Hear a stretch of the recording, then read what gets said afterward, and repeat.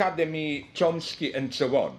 Well, with all deep respect that I do have for Chomsky, my first point is that Chomsky, who always emphasizes how one has to be empirical, accurate, not just some crazy Lacanian speculations and so on, well, I don't think I know a guy who was so often empirically wrong. In his descriptions, in his whatever. Let's look, I remember when he defended this demonization of Khmer Rouge. And he wrote a couple of texts claiming, no, this is Western propaganda, Khmer Rouge are not as horrible as that. And when later he was compelled to admit that Khmer Rouge were not the nicest guys in this universe and so on, his defense was quite shocking for me. It was that, no, with the data that we had at that point, I was right. At that point, we didn't yet know enough, so, you know. But I totally reject this line of reasoning. For example, concerning Stalinism, the point is not that you have to know, you have to photo evidence of Gulag or whatever. My God, you just have to listen to the public discourse of Stalinism, of Khmer Rouge, to get it, that something terrifyingly pathological is going on there.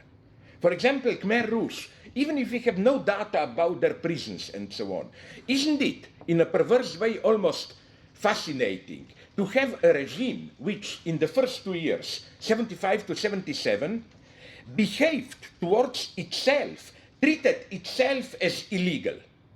You know, the regime was nameless. It was called Angka, organization, not Communist Party of Korea, organization.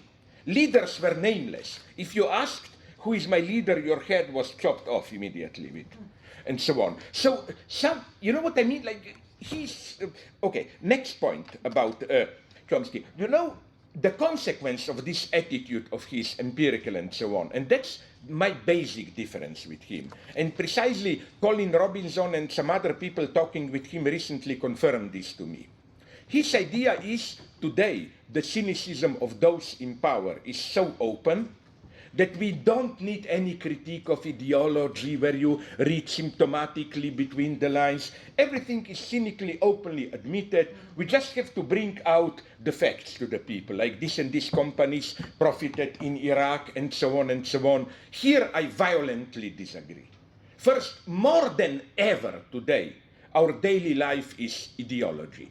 How can you doubt ideology where recently, I think, Paul Krugman published a relatively good text where he demonstrated how all this idea of austerity, this is not even good bourgeois economic theory. This is a kind of a primordial, common sense, magical thinking when you confront a crisis. Oh, we must have done something wrong, we spent too much, so let's economize and so on and so on. And my second point, cynicists are those who are most prone to fall into illusions. Cynicists are not people who see things the way they really are and so on. Think about 2008 and ongoing financial crisis. It was not cooked up by some crazy welfare state social democrats who were spending too much. The crisis exploded because of activity of those utter cynicists who precisely thought, screw human rights, screw dignity, all that matters, and so on and so on. So, so it's this problem of is telling the facts enough? I claim emphatically more than ever no today. As to popularity, I get a little bit annoyed with this idea that we with our cheap sophisms are really hegemonic in humanities. Are people crazy? I mean, we are always marginal. You know what is for me real academic hegemony? It's brutal. Who can get academic posts? Who can get grants, foundations, and so on? We are totally marginalized here. I mean, look at my position, but you are a megastar in the United States. Well, I would like to be, because I like power to brutally use it. But I'm far from that.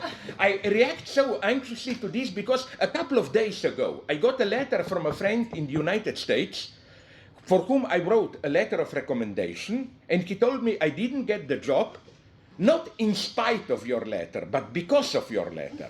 He had a spy in the committee, and this spy told him, you almost got it, but then somebody says, oh, if Žižek recommends him, it must be something terribly wrong with him. So I claim that all this, how popular we are, it's really a mask of what? Of, remember, the large majority of academia are these gray, either cognitivists or historians of, you don't see them, but they are the power. They are the power. On the other hand, why are then they in power worried? Because, you know, don't exaggerate this pseudo-leftist paranoiac idea of we can all be recuperated and so on and so on. No, I still quite naively believe in the efficiency of theoretical thinking. It's not as simple to recuperate everything we do. You know, there are different strategies how to contain us. I must say that I maybe am not innocent in this, because people like to say about me, oh, go to listen to him, he is amusing clown, blah, blah, blah. This is another way to say don't take it seriously. But this is one of the strategies. You know, there are so many strategies to counteract, and the proof that we are not so impotent as innocent is how, did you notice how against you now and against me, this old line of, oh, these are crazy, half clownish marginals, imperceptibly is more and more combined with the opposite line. We are dangerous, we advocate violence, we are preparing a new Holocaust or whatever. This is deeply symptomatic, this mixture of we are powerless, innocent clowns to these guys are really dangerous, preparing a new terror and so on. Of course, my heart is with the second position, but that's another story. Thank you. Sorry, one very short. Laura. No, very short. Yeah. I would like so much. I'm so sad that we don't have time today, because I'm dying to ask you a couple of questions with a great pleasure that today we'll not have time to answer. Like, what about other melodramas? Nazi, White Harlan, Opfergang.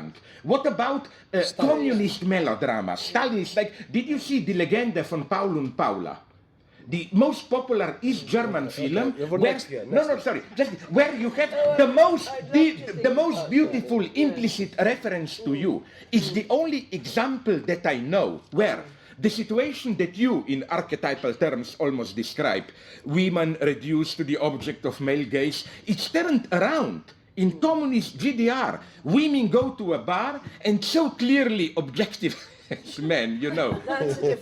That's another point. I know, but it would be nice to go to this great territory of Nazi and communist Stalinist melodramas. All I'm saying is that... But I'm not sure that would actually fit my definition of melodrama. Oh yeah, okay. I take that, sorry. Okay, I'm tempted to